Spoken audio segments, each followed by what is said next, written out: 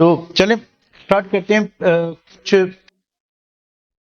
वो बातें जो अपने सिलेबस में नहीं है पीएमडीसी में पर इंजीनियरिंग में है, उसको थोड़ा सा हाईलाइट कर लेते हैं। ठीक है, तो इसको थोड़ा सा लेस यानी फर्दर डिटेल नहीं पढ़ के सरफेस सरफेस पे देखते हैं। सोडियम हाइड्रोक्साइड, सोडियम हाइड्रोक्साइड को कास्टिक सोडा भी कहते हैं। Caustic soda, caustic soda. Caustic soda का मतलब क्या है? कास्टिक सोडा का मतलब है कि when it come in contact with skin, जब ये स्किन से कांटेक्ट में आएगा तो ये क्या करता है, इसको एक प्रॉपर्टी है कि ये वाटर एब्जॉर्ब करता है। वाटर एब्जॉर्ब करके उसमें डिसॉल्व हो जाता है। इस प्रॉपर्टी को कहते हैं डेलिक्यूसेंट। इस प्रॉपर्टी को कहते हैं this one, a substance which absorb water from the moisture and absorb करने के बाद उसी वाटर में क्या हो जाए, डिसॉल्व हो जाए। तो जब ये पानी में डिसॉल्व होता है तो इसकी जो सॉल्युबिलिटी है वो एक्सोथर्मिक है, तो वहां से गर्मी खारिज होगी। स्किन के जिस पार्ट पे ये कांटेक्ट में आएगा वहां जलन काज करेगा, तो इसको इस वजह से कास्टिक सोडा कहते हैं। कमर्शियली जो मैन्युफैक्चर करते हैं कास्टनर केल्नर सेल। अब कास्टनर केल्नर सेल के दो पार्ट होते हैं, तो मैं आपको डायग्राम समझा लूं।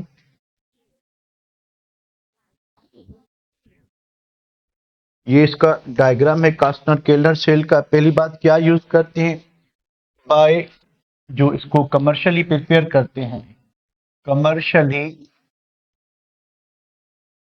प्रिपेयर्ड बाय, यही नीचे लिखा हुआ है कास्टनर केल्नर सेल। कास्टनर केल्नर सेल करते क्या है, by electrolysis, by electrolysis of brine. What is brine? Saturated solution of sodium chloride, saturated solution of NaCl। तो सोडियम क्लोराइड की सॉल्यूशन में क्या कहते हैं, करंट पास करते हैं। ठीक है, यहां से NaCl सॉल्यूशन हम क्या करेंगे, एंटर करेंगे एक्वस, ये पानी में डिसॉल्व है। ठीक है, इसके अंदर ये जो टाइटेनियम ब्लॉक्स हैं, टाइटेनियम ब्लॉक्स क्या होते हैं, एज एनोड, और ये जो मूविंग मर्करी है ये कैथोड होती है। मर्करी क्या होती है, कैथोड होती है। ठीक है, मर्करी कैथोड है और टाइटेनियम मेटल्स जो है वो एनोड है।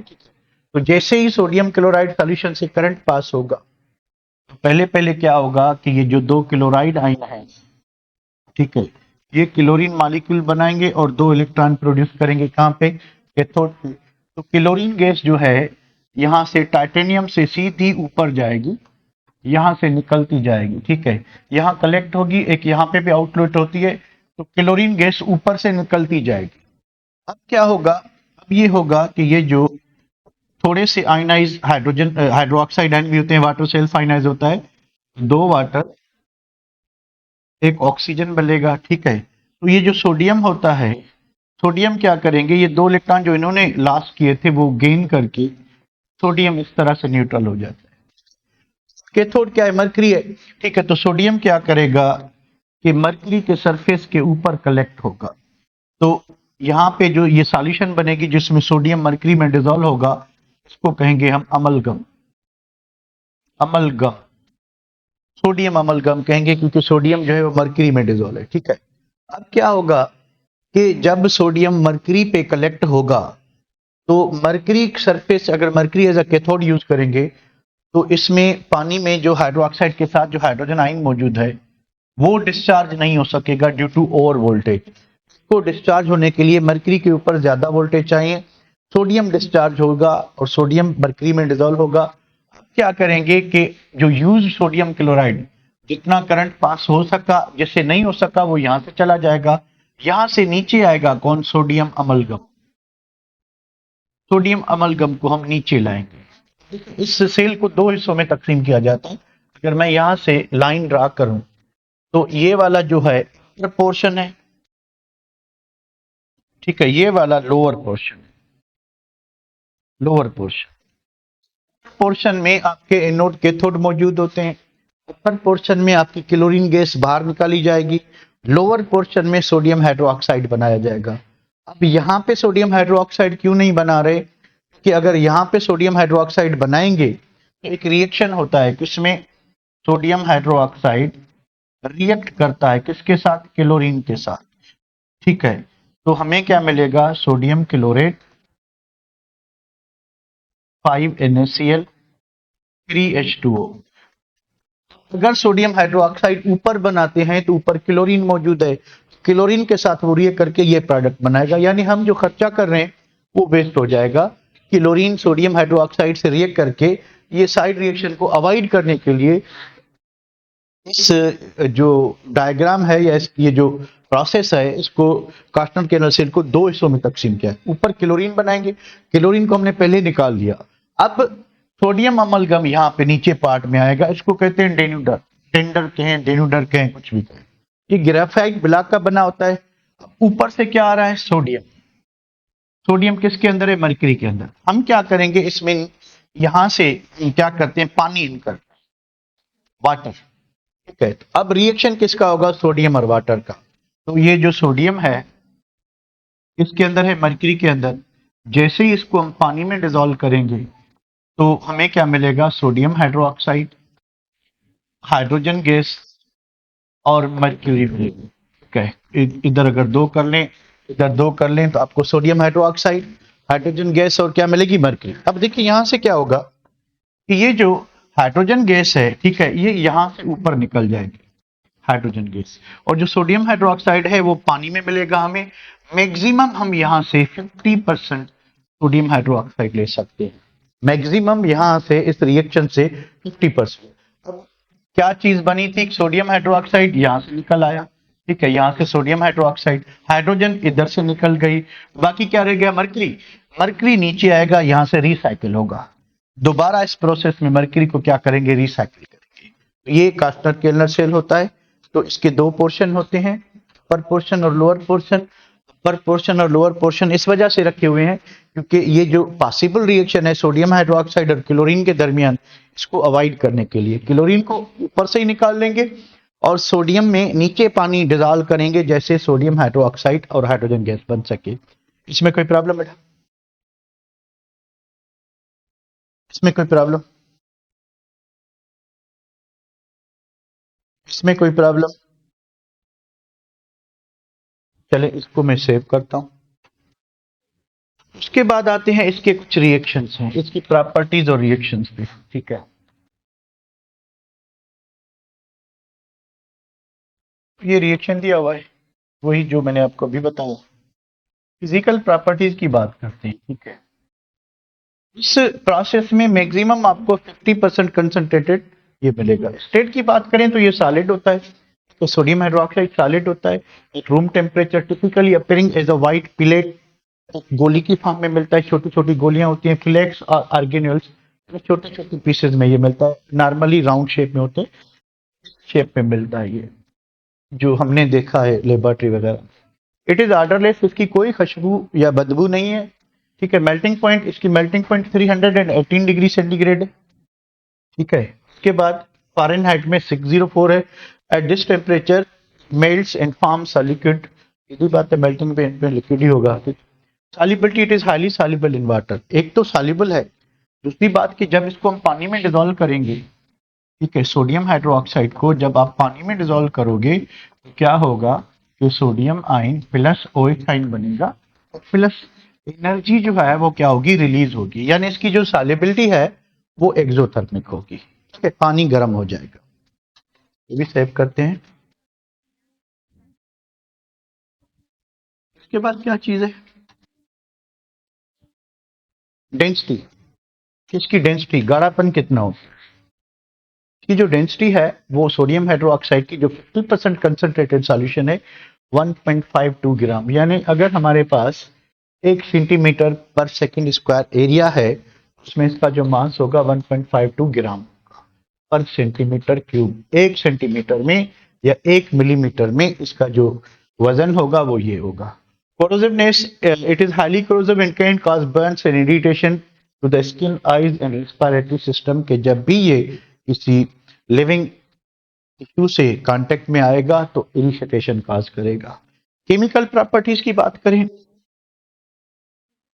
For chemical properties, chemical properties का मतलब है रिएक्शंस।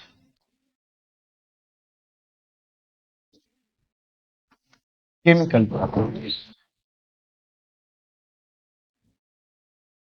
केमिकल प्रॉपर्टीज का मतलब है कि रिएक्शंस किस टाइप के होंगे। तो पहली बात कि it is a strong base, number one as a base, as a base, as a base लेते हैं तो it is a strong base, very strong base, it is very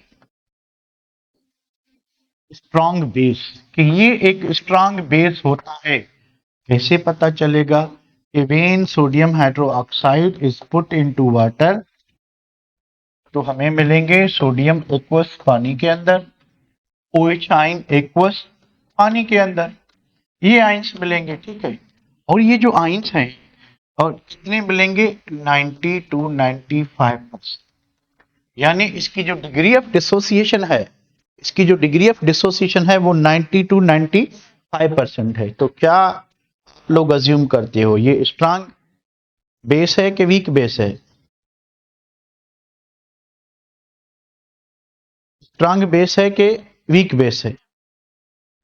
strong base है, ठीक है। Not only strong but very strong, एक very strong base, ठीक है। तो एज अ बेस ये क्या करेगा, reacts with acid, reacts with acid, ये एसिड से रिएक्ट करेगा। भाई कौन सा एसिड, कोई भी ले लें। तो ये बेस है सोडियम हाइड्रोक्साइड, अगर हम HCl के साथ रिएक्ट कराते हैं जो कि एसिड है, ये एसिड हो गया, ये बेस हो गया, ठीक है। तो प्रोडक्ट जो बनेगी, प्रोडक्ट क्या बनेगी, प्रोडक्ट बनेगी सोडियम क्लोराइड प्लस वाटर। तो सोडियम क्लोराइड को हम क्या कहेंगे, सोडियम क्लोराइड को हम क्या कहेंगे, सोडियम क्लोराइड को हम कहेंगे साल्ट। सोडियम क्लोराइड को क्या कहेंगे, साल्ट। तो साल्ट क्या सिर्फ नमक को कहते हैं जो हम खाने में खाते हैं? नहीं, salt is any product, salt is product, भी product formed, formed by neutralisation reaction. Neutralisation means acid base reaction, कि जब भी कोई एसिड और बेस रिएक्ट करेंगे तो साल्ट जरूर बनेगा। तो ये साल्ट जो है, ये ऐसा नहीं कि जो हम खाने में साल्ट खाते हैं उसी को ही साल्ट कहते हैं, बल्कि ये साल्ट कोई भी ऐसी प्रोडक्ट जो एसिड बेस रिएक्शन बनेगी, ठीक है। इसी तरह से अगर आपके पास क्या चीज है, सोडियम हाइड्रोक्साइड है और सल्फ्यूरिक एसिड, ठीक है, सल्फ्यूरिक एसिड है, तो अब क्या होगा, अब ये होगा, देखें इसके पास एक OH है, इसके पास दो हाइड्रोजन है, रिप्लेसेबल हाइड्रोजन, ठीक है। तो पहले स्टेप में क्या बनेगा, NaH, SO4 और H। पहले स्टेज में क्योंकि एक OH जो है वो एक हाइड्रोजन को रिप्लेस कर सकता है, तो एक ही वाटर बनेगा। यानी वाटर कैसे बना, वाटर इस तरह से बना कि एसिड ने ये दिया, बेस ने ये दिया, OH आयन, इसकी वजह से कंपाउंड एसिड था, इसकी वजह से बेस था। तो अब जब वाटर बनेगा तो वाटर न्यूट्रल होता है, वाटर क्या होता है, न्यूट्रल। उस वजह से इस प्रोसेस को न्यूट्रलाइजेशन कहते हैं, ठीक है। तो सेकंड स्टेप में क्या होगा कि इसके पास एक और हाइड्रोजन है, तो ये साल्ट क्या होगा, ये साल्ट एसिडिक साल्ट, साल्ट क्या होगा, एसिडिक। क्यों होगा कि जब ये पानी में होगा कौन कौन से आयन्स मौजूद होंगे, सोडियम आयन, हाइड्रोजन आयन और सल्फेट, ठीक। अगर सॉल्यूशन में हाइड्रोजन आयन होंगे तो सॉल्यूशन एसिडिक प्रॉपर्टी शो करेगी, अगर सॉल्यूशन में OH आयन होंगे तो वो बेसिक प्रॉपर्टी शो करेगी। तो इस साल्ट को हम क्या कहेंगे, it is a acidic salt, यानी इसमें क्योंकि हाइड्रोजन आयन कंसंट्रेशन है, ठीक है। तो अब क्या होगा कि सेकंड स्टेप में क्या होगा कि ये जो NaHSO4 है, सोडियम बाइसल्फाइड, ये दूसरे सोडियम हाइड्रोक्साइड के साथ रिएक्ट करेगा, इसमें एक सोडियम है तो अब दो सोडियम हो जाएंगे, तो हमें मिलेगा सोडियम सल्फेट, उसके साथ एक और बात मिलेगा। तो यानी देखिए सोडियम हाइड्रोक्साइड के पास एक OH है, ठीक है, सोडियम हाइड्रोक्साइड के पास एक OH है, यानी sodium hydroxide, calcium hydroxide HCl H2SO4। ये जो ये जो है सोडियम हाइड्रोक्साइड, हम इसको कहेंगे मोनोएसिडिक बेस। किसको कहते हैं? Having one ionizable OH, having one ionizable, और सिंपली अदर वर्ड में कहें तो रिप्लेसेबल, जो रिप्लेस हो सकता है इससे, रिप्लेसेबल ओएच। तो अगर एक होगा, एक ही निकलेगा, तो इसको हम कहेंगे मोनोएसिडिक बेस। तो कैल्शियम हाइड्रोक्साइड से कितने OH निकल सकते हैं? 2। तो इसको हम क्या कहेंगे? डाइएसिडिक बेस, डाइएसिडिक बेस। ठीक है, कितने 2 OH आयन इससे निकल सकते हैं, इसको क्या कहेंगे? इसको कहेंगे मोनोबेसिक एसिड। मोनोबेसिक एसिड किसको कहते हैं? हैविंग वन रिप्लेसेबल और ionizable hydrogen, ionizable hydrogen ion. कि ऐसा एसिड जिसमें सिर्फ एक ही रिप्लेसेबल हाइड्रोजन होगा, वो मोनो बेसिक एसिड कहेंगे। तो ये क्या होगा? डायबेसिक। ठीक है, ये क्या होगा? ट्राइबेसिक। ठीक है, फिर ये क्या होगा? Boric acid. ये दिखने में ट्राइबेसिक होता है, पर जब इसको पानी में डिसॉल्व करते हैं तो एक ही प्रोटॉन देता है, एक ही प्रोटॉन देता है। तो ये क्या होता है? मोनोबेसिक। तो ये थोड़ा सा क्या कहेंगे, थोड़ा यूनिक है, तो इसको थोड़ा सा अपने जहन में रख लीजिए। तो बेस जो होता है उसके पास कितने आयनाइजेबल हाइड्रोजन है, कितने OH वो दे सकता है, इसको हम कहते हैं एसिडिटी ऑफ बेस। और एसिड के पास कितने आयनाइजेबल हाइड्रोजन आइन है, इसको कहते हैं बेसिसिटी ऑफ एन एसिड। तो सल्फ्यूरिक एसिड डायबेसिक और फास्फोरिक एसिड ट्राइबेसिक, ऐसे रखेंगे। ठीक है, वापस आते हैं। तो रिएक्शन विथ ये हमने कर लिया, उसके बाद क्या? Reaction with ferric chloride. तो रिएक्शन विथ फेरिक क्लोराइड को इधर ही कर लेते हैं। नंबर दूसरा, रिएक्शन पहला as an base, as a base reaction with ferric chloride. अब देखें, ये जो फेरिक क्लोराइड है, इसको हमने पानी में डिसॉल्व करके रखा हुआ है। फिर दूसरे बीकर में हमने सोडियम हाइड्रोक्साइड पानी में डिसॉल्व करके रखा हुआ है। डबल डिस्प्लेसमेंट रिएक्शन होगा। What is happening at double displacement reaction? That this is +3, this is -1, +1 -1। ये इनके आइंस एक्सचेंज कर ले बस, यानी इसका नेगेटिव, इसका पॉजिटिव इसके नेगेटिव से, इसका पॉजिटिव इसके नेगेटिव से, हमें क्या मिलेगा?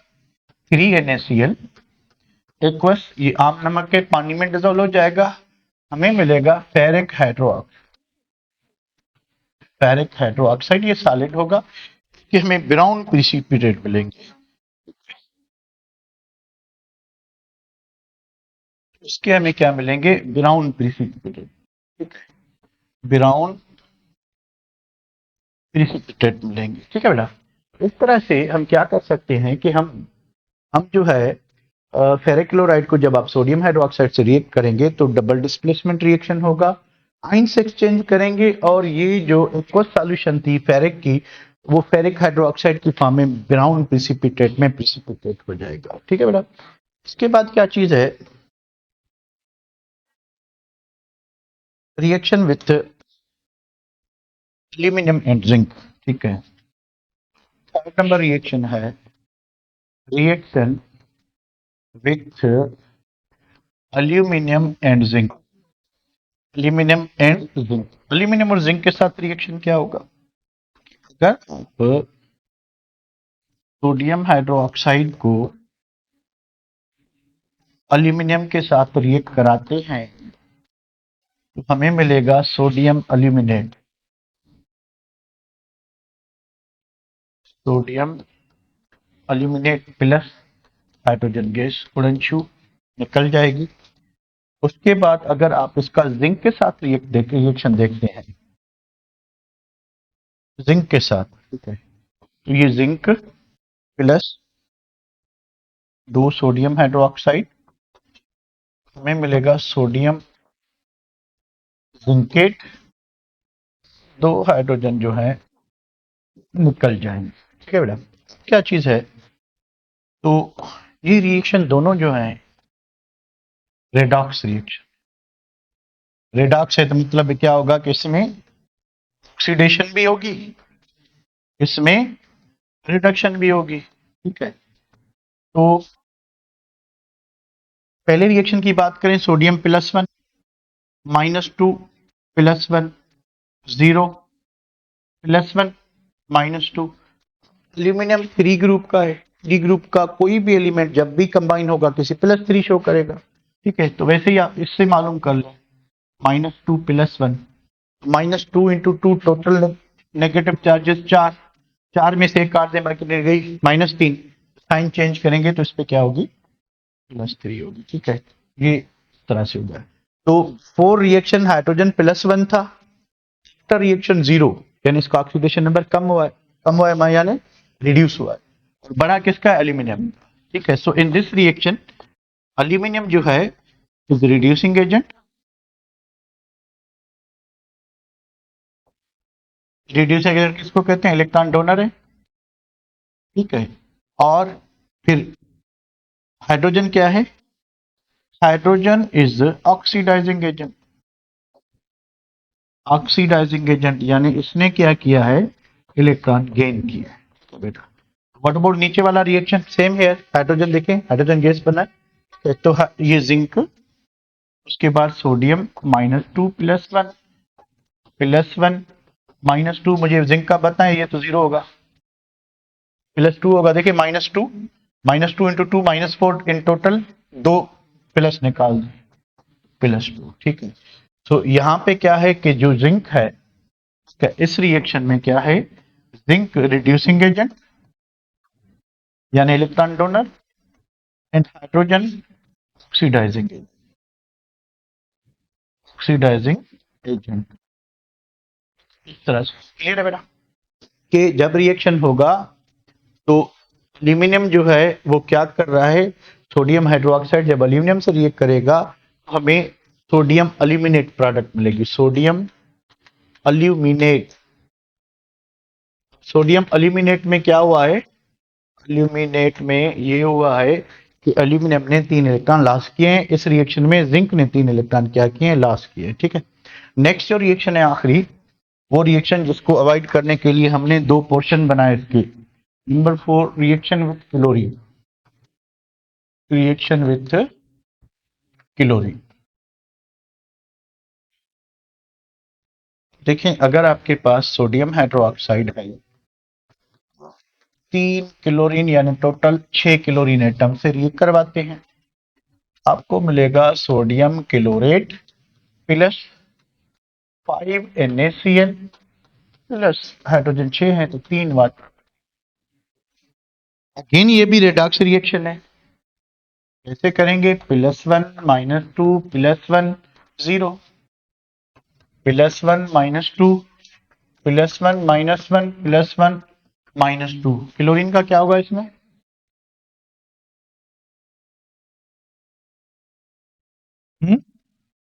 क्या होगा, what should be the oxidation of chlorine, +5 होगा, +5 होगा, ठीक है बेटा।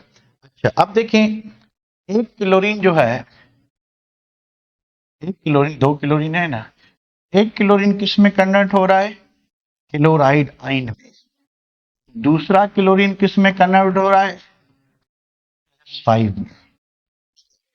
एक क्लोरीन का ऑक्सीडेशन नंबर 0 से कम हो रहा है, ठीक है, -1 हो रहा है, ठीक है। एक क्लोरीन का ऑक्सीडेशन नंबर +5 हो रहा है, ठीक है।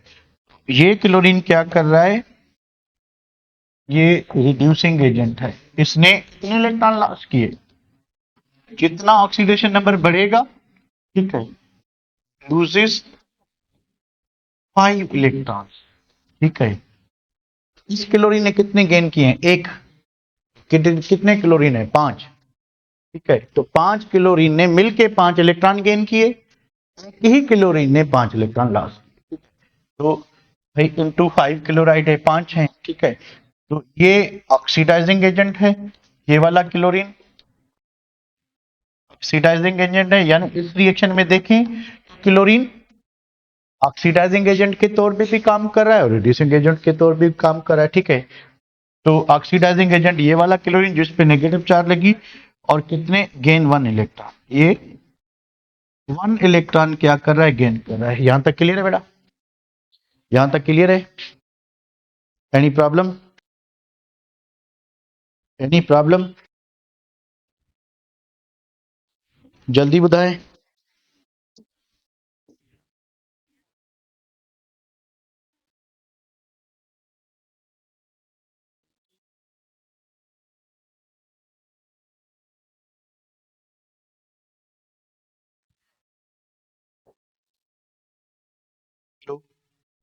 तो कोई प्रॉब्लम, क्लियर? 5 क्लोरीन गेन 1, ठीक है बेटा, ओके। तो वापस आते हैं इधर और देखते हैं यूजेस, ये खुद कर लेना आप लोग, रटे वाली बात है, ये खुद पढ़ लेना।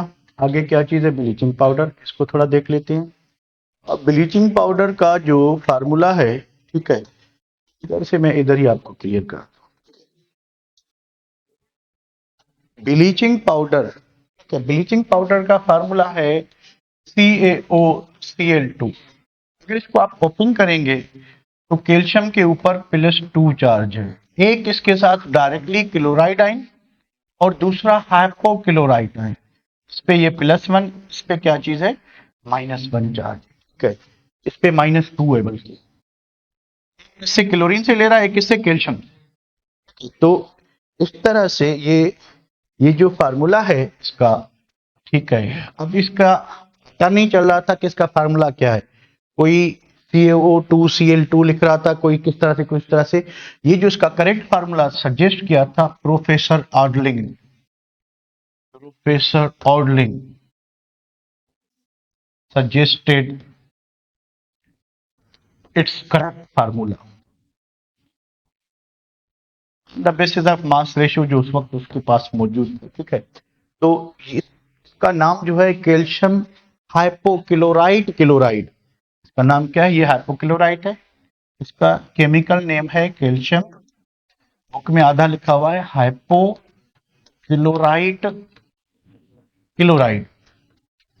एक क्लोराइड वो जिसपे नेगेटिव चार्ज है, क्लोराइड वो जिसपे पॉजिटिव चार्ज है क्लोरीन के ऊपर, ठीक है। इसको अगर मैं इस तरह से रिप्लेस करूं, ठीक है, तो ब्लीचिंग पाउडर का फार्मूला ये है, कमर्शियली प्रिपेयर होता है हेसन क्लेवर प्रोसेस, प्रोसेस का नाम है हेसन क्लेवर प्रोसेस। कमर्शियली यानी बड़ी स्केल पे, अगर आपको बहुत ज्यादा मिकदार में चाहिए तो कमर्शियली प्रिपेयर्ड बाय हेसन क्लेवर प्रोसेस। इस प्रोसेस में क्या होता है, इस प्रोसेस में सिंपली कैल्शियम हाइड्रोक्साइड को क्लोरीन से रिएक्ट करवाते हैं और हमें मिलता है ब्लीचिंग पाउडर, उसके साथ मिलता है वाटर वाश, ठीक है। कैल्शियम हाइड्रोक्साइड को इससे क्लोरीन से रिएक्ट कराते हैं, ठीक है, क्लोरीन से रिएक्ट कराते हैं, हमें मिलता है ब्लीचिंग पाउडर। काम क्या है इसका ब्लीचिंग पाउडर, देखिए पहली बात कि फिजिकल प्रॉपर्टीज की बात करें, डर्टी वाइट अपीयरेंस, यानी इतना को खास वाइट ब्राइट वाइट नहीं होता, थोड़ा डर्टी वाइट होता है, जैसे कि चूने चूने का पत्थर होता है या पाउडर होता है। डिस्टिंक्ट क्लोरीन आर्डर, इसकी स्मेल बिल्कुल क्लोरीन आर्डर की, तो सॉल्युबल इन वाटर, पानी में डिजोल्व होकर क्लोरीन गैस रिलीज करता है, वो क्लोरीन फिर फर्दर पानी में डिजोल्व होकर HOCl बनाती है, HOCl बनने की वजह से ये ब्लीचिंग एक्शन शो करता है। नीचे रिएक्शन दिया हुआ, even you put it into water, तो शुरुआत में क्या बनेगा, प्लस क्लोरीन, वो क्लोरीन पानी के साथ एक ये बनाएगा और दूसरा ये बनाएगा। देखिए पानी में जब आप इसको डिजोल्व करेंगे तो क्या बनेगा, कैल्शियम हाइड्रोक्साइड और क्लोरीन, क्लोरीन जब पानी से रिएक्ट करेगा, ठीक है, तो HOCl और HCl बनाएगा। HOCl जो है इसमें क्लोरीन पे कौन सी चार्ज है, +1, इस पे कौन सी चार्ज है, -1। अब ये जो HCl की वजह से ये पानी को स्टरलाइज करने के काम आता है। यानी अगर पानी में माइक्रो ऑर्गेनिजम्स हैं तो उनको खत्म करने के लिए HCl काम आता है। तो क्लोरीनेटेड वाटर एक साचे आता था किसी जमाने में, तो अगर उसमें ब्लीचिंग पाउडर होता था, ठीक है, तो उस वो क्लोरीन का साचे अगर पानी में डिजोल्व कर देंगे तो ये दो चीजें बनती थी। उससे क्या होता है कि ये जो नीचे वाला HCl है ये जर्म्स को मारेगा, जो पैथोजेनिक ऑर्गेनिज्म छोटे छोटे ऑर्गेनिजम्स हैं। और ये जो है ये हाइपोक्लोरियस एसिड जिसमें क्लोरीन के ऊपर पॉजिटिव चार्ज है, ठीक है, ये as a bleaching agent, cotton का कपड़ा हो, लाइनन का धागा हो या पेपर हो, उसको ब्लीच करने के, यानी व्हाइट चीज पे अगर कोई स्टेन दाग लगा हुआ है, कलर्ड स्टेन है, चाय का दाग है, उसको खत्म करने के लिए ये एज अ ब्लीचिंग पाउडर जो है, ब्लीचिंग पाउडर में ये एज अ ब्लीचिंग एजेंट काम करता है। पुराने दौर में क्वेश्चन आया था कि bleaching action of bleaching powder is due to presence of HOCl। ये जर्म्स को मारता है। ये HCl जो है ये ब्लीचिंग एजेंट नहीं है, ब्लीचिंग एजेंट आपका HOCl हाइपोक्लोरियस एसिड होता है, ठीक है। तो इसको मैं इधर सेव करके थोड़ा सा इसकी प्रॉपर्टीज पे आता हूं। एक ही रिएक्शन दिया हुआ है एसिड के साथ, जब एसिड से डिसॉल्व करेंगे तो क्लोरीन गैस बनाएगा अगेन, यानी पानी में डिसॉल्व करें, एसिड में डिसॉल्व करें, क्लोरीन गैस डिसॉल्व करेगा, सॉरी बनाएगा, क्लोरीन पानी में मिलकर ये बनाएगी, ठीक है। तो यहाँ पे देखें ब्लीचिंग पाउडर के यूजेस क्या है। It is use for the sterilization. Sterilization का मतलब है कि make something free from germs, make something free from germs, कि किसी चीज को जर्म से, माइक्रो ऑर्गेनिज्म से पाक करना। ये bleaching agent for cotton, cotton का कपड़ा है आपके पास, उसको ब्लीच करने में, लाइनन एंड पेपर, पेपर को use chlorine gas in chloroform. Chlorine gas कैसे बनेगी, पानी में डिसॉल्व करें खाली, एसिड से रिएक्ट करें क्लोरीन बनेगी, उस क्लोरीन को मीथेन से रिएक्ट कराएंगे तो आपको क्लोरोमीथेन, डाइक्लोरोमीथेन, क्लोरोफॉर्म, फिर कार्बन टेट्राक्लोराइड ये मिल जाए। ये के काम के हैं भी नहीं भी हैं, रटा लगा लेना। हम आते हैं सीधे सल्फ्यूरिक एसिड, उसका मैं आपको डायग्राम समझा दूं।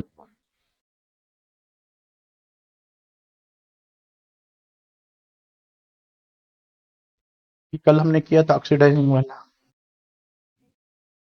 ये आ गया सल्फ्यूरिक एसिड।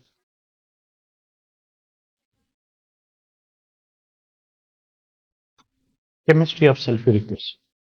सल्फ्यूरिक एसिड जो है इसको किंग ऑफ केमिकल्स कहते हैं। सल्फ्यूरिक एसिड को क्या कहते हैं, king of chemicals, king of chemicals भी कहते हैं, कंपाउंड भी कहते हैं।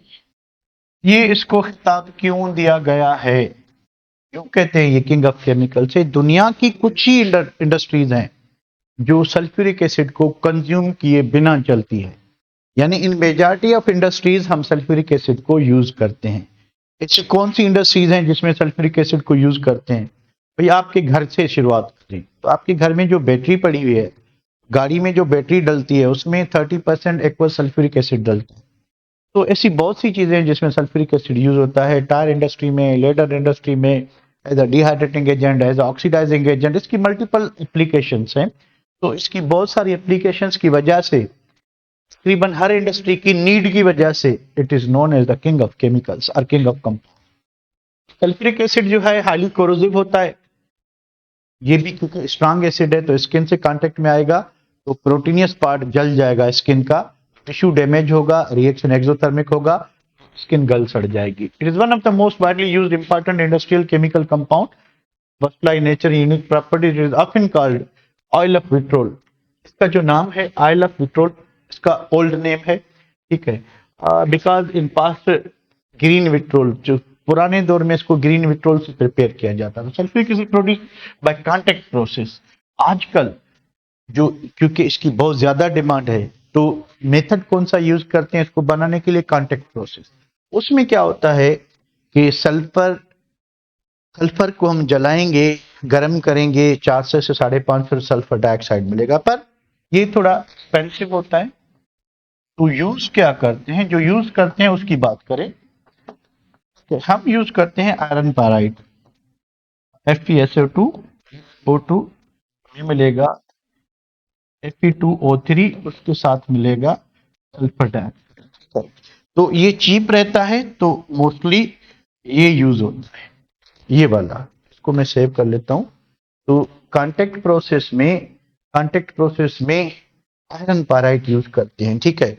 आयरन पायराइड की एक डिसएडवांटेज है, क्योंकि ये हमें जो है पहाड़ी मिट्टी से मिलता है या जमीन के नीचे से मिलता है, मिनरल है, तो इसके अंदर अर्थ इम्प्योरिटीज होती है, मट्टी वगैरह होती है।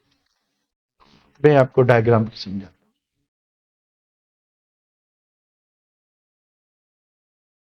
पहला पहला पहला पहला जो चेम्बर है, इसको हम क्या कहते हैं, पायराइड बर्नर। इसमें क्या करते हैं कि ये जो FeSa2 है, आयरन पायराइड कहते हैं इसको, आयरन पायराइड, इसको जलाया जाता है। इसको जलाया जाता है तो हमें आयरन ऑक्साइड मिलेगा, जो कि सॉलिड है, नीचे ही पड़ा रहेगा, ठीक है। आयरन ऑक्साइड नीचे ही पड़ा रहेगा। काम की बात क्या है, सल्फर डाइऑक्साइड। इसके अंदर दो इम्प्योरिटीज होती हैं, एक डस्ट और दूसरा आर्सेनिक। एक डस्ट और दूसरा आर्सेनिक, ठीक है। एक डस्ट होता है और दूसरा आर्सेनिक, ये दो इम्प्योरिटीज होती हैं। इसका काम क्या है, आगे चल के मैं आपको बताता हूं। जैसे ही इसमें हम जलाएंगे इसको, तो हमारे काम की जो चीज है वो सल्फर डाइऑक्साइड, इम्प्योरिटीज यानी दो इम्प्योरिटीज डस्ट और ये इसके साथ आएंगी, तो डस्ट फिल्टर चेम्बर है, ठीक है। यहाँ पे वेट कार्टन लगी होती है। यहां से क्या होगा कि सल्फर डाइऑक्साइड गैस क्या जाएगी, ऊपर जाएगी। ऊपर जाएगी तो ये डस्ट फिल्टर चेम्बर है, मिट्टी को क्या करेंगे, अपनी तरफ चिपकाते जाएंगे, मिट्टी कम होती जाएगी, फिर सल्फर डाइऑक्साइड से काफी सारी मिट्टी इन्होंने खींच ली होती है, ठीक है। अब वॉशिंग टावर में आएंगे। इधर क्या होता है कि सल्फर डाइऑक्साइड पे पानी का स्प्रे होता है। पानी के स्प्रे से क्या होगा कि मिट्टी जो है वो नीचे सेटल डाउन हो जाएगी, ऊपर सल्फर डाइऑक्साइड गैस जाएगी। बारिश का मौसम होता है, जैसे आपने अक्सर नोट किया होगा कि बारिश के मौसम में वो इन्वायरमेंट बिल्कुल क्लियर क्लियर दिखाई देता है, तो जो मिट्टी होती है एटमॉस्फेयर में वो नीचे बैठ जाती है ड्यू टू रेन, पानी की वजह से, ठीक है। तो यहां से इसको स्प्रे करेंगे तो क्या होगा कि जो सल्फर डाइऑक्साइड है, मिट्टी जो है नीचे सेटल हो जाएगी वॉशिंग टावर में। ऊपर क्या आएगा, सल्फर डाइऑक्साइड। सल्फर डाइऑक्साइड क्योंकि ये मॉइस्ट होगा, कि हमने इसको नहा के जब भेजा है, तौलिए से हमने इसको सुखाया तो नहीं है, तो ये क्या होगा, गीला होगा, वेट होगा। Sulphuric acid as a drying agent use करेंगे। सल्फ्यूरिक एसिड की एक प्रॉपर्टी है डिहाइड्रेटिंग एजेंट, ये पानी एब्जॉर्ब करेगा। क्या करेगा, पानी, इसको क्या करेगा, ड्राई करेगा। Drying agent sulphuric acid. पे एक और चीज लगी होती है जिसको हम कहते हैं टेस्टिंग बॉक्स, इधर मिसिंग है। एक और टावर भी होता है जिसको कहते हैं आर्सेनिक रिमूवल टावर, इस बुक में दिया नहीं हुआ। टेस्टिंग इंश्योर करने के लिए कि मिट्टी अभी तक है कि नहीं, कि कभी आपने मोबाइल जो है अंधेरे में उसकी लाइट जला के देखी है, तो आपको लाइट के बिल्कुल ऊपर मिट्टी के पार्टिकल्स बिल्कुल विजिबल दिखाई देते हैं। तो यहां से टेस्टिंग बॉक्स से क्या करते हैं कि डायगोनली लाइट पास करते हैं और लाइट में चेक करते हैं कि डस्ट पार्टिकल है कि नहीं है। अगर है तो फिर सारा प्रोसेस रिपीट होगा, नहीं है तो फिर इधर आएगा। इसको कहते हैं कॉन्टेक्ट टावर। कॉन्टेक्ट टावर में क्या होता है कि ये जो सल्फर डाइऑक्साइड है जो हमने बनाई, वो फर्दर ऑक्सीडाइज करते हैं यूजिंग वेनेडियम पेंटा ऑक्साइड कैटलिस्ट। तो बनेगा क्या, सल्फर ट्राइऑक्साइड। क्या मकसद था इस वेनेडियम पेंटा ऑक्साइड, ये इतना सारा प्रोसेस हमने क्यों किया, ये जो कैटलिस्ट है, ये कैटलिस्ट को क्या करते हैं, कैटालिटिकल पावर को डिक्रीज कर। ये जो इंप्योरिटीज थी कौन कौन सी, डस्ट और आर्सेनिक, ये कैटलिस्ट के कैटालिटिकल पावर को डिक्रीज करेंगे। इसको केमिकल लैंग्वेज में कहते हैं कैटालिटिकल पॉइजन। कैटालिटिकल पॉइजन ऐसा सब्सटेंस जो कैटलिस्ट के पावर को डिक्रीज करे, कैटालिटिकल पावर को, उसको कैटालिटिकल पॉइजन कहते हैं। बिल्कुल आपने अगर बायो के स्टूडेंट एंजाइम में पढ़ा हो कि एंजाइम कभी कभी काम नहीं करते अपनी तरफ से, तो हम को एंजाइम या को फैक्टर लगाते हैं, ठीक है। अगर आपके पास केमिकल कैटलिस्ट है यानी एंजाइम नहीं है, तो फिर हम प्रोमोटर लगाते हैं। Substance which increase the catalytical power of a catalyst, promoter कहते हैं। और सब्सटेंस जो कैटालिटिकल पावर डिक्रीज करे उसको कैटालिटिकल पॉइजन कहेंगे। तो ये क्या करें भाईजान, ये एज अ कैटालिटिकल पॉइजन है या ये एज अ कैटालिटिकल प्रोमोटर है? तो ये इस वजह से जरूरी है कि ये ना हो। जब ये नहीं होंगे तो फिर इजिली रिएक्शन होगा क्या, सल्फर ट्राइऑक्साइड बनेगा। सल्फर ट्राइऑक्साइड को आगे एब्जॉर्प्शन टावर में डाला जाता है। वहां पे क्या होगा, ये जो सल्फर ट्राइऑक्साइड गैस है को सल्फ्यूरिक एसिड में गोते दिए जाते हैं, डुबोया जाता है, हमें मिलेगा H2S2O7 को ओलियम भी कहते हैं और पायरोसल्फ्यूरिक एसिड भी कहते हैं। इसको क्या कहते हैं, oleum. Oleum means oil, Latin word है, ठीक है, ओलियम मीन्स आयल। ओलियम में अब डिजायर क्वांटिटी का पानी डालेंगे, हमें एक पानी डालें तो हमें 2 सल्फ्यूरिक एसिड। प्रोसेस से मैक्सिमम 98% कांटेक्ट प्रोसेस से हम सल्फ्यूरिक एसिड बना सकते हैं, ठीक है। इससे आगे कल करेंगे, अभी जाएं आप खेलें, इसके आगे कल करेंगे बेटा। क्वेश्चन है तो पूछ ले, एनी क्वेश्चन आपको कोई है? ठीक है, बना जाए। शाबाश बेटा, any question, any question. Promoter एक ऐसा सब्सटेंस होता है जो कैटलिस्ट के कैटालिटिकल पावर को इंक्रीज करता है। प्रोमोटर खुद कैटलिस्ट नहीं होता, बिल्कुल वैसी बात कि हम एंजाइम को एक्टिवेट करने के लिए कोफैक्टर या कोएंजाइम लगाते हैं। अगर एंजाइम नहीं होगी तो हम कोफैक्टर को डायरेक्टली एज एंजाइम काम नहीं करवा सकते। तो प्रोमोटर एक सब्सटेंस होता है जो कैटलिस्ट के कैटालिटिकल पावर को बढ़ाता है। और कुछ sir, past paper question for bleaching agent. हाँ, ये था पास्ट पेपर में कि ये जो आपका ब्लीचिंग पाउडर है, इसका ब्लीचिंग एक्शन क्यों होता है? इसका ब्लीचिंग एक्शन होता है due to HOCl, not due to HCl। HCl की वजह से नहीं होता, HOCl की वजह से होता। ये था बेटा, एक सेकंड में सेव कर लो, भूल ना जाओ। और कुछ?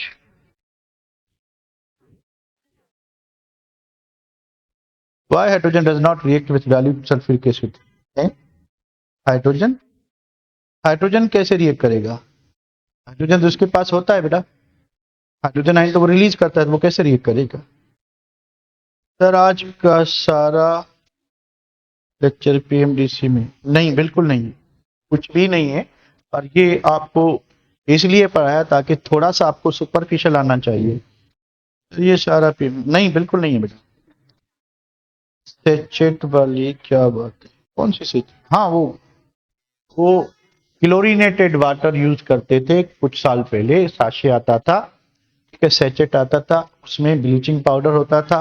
उसको जब आप पानी में डिजोल्व करेंगे तो क्लोरीनेटेड वाटर कहते थे वो। मैंने आपको बताया कि क्लोरीनेटेड वाटर में क्या होगा कि HCl होगा और HOCl होगा। HCl क्या करेगा, जर्म्स को मार देगा, ठीक है। सोडियम हाइड्रोक्साइड में मंडे वाली टेस्ट में, मंडे वाली टेस्ट में इसकी बस कोई जैसे एज अ भाई कास्टिक सोडा कहते हैं, कास्टन केलर प्रोसेस, कांटेक्ट प्रोसेस, इस तरह से कोई जनरल बात, इसके कोई रिएक्शंस वगैरह नहीं आएंगे, ठीक है बेटा। बस थोड़ा थोड़ा ऊपर ऊपर चलें। और कोई क्वेश्चन बेटा, और कोई क्वेश्चन?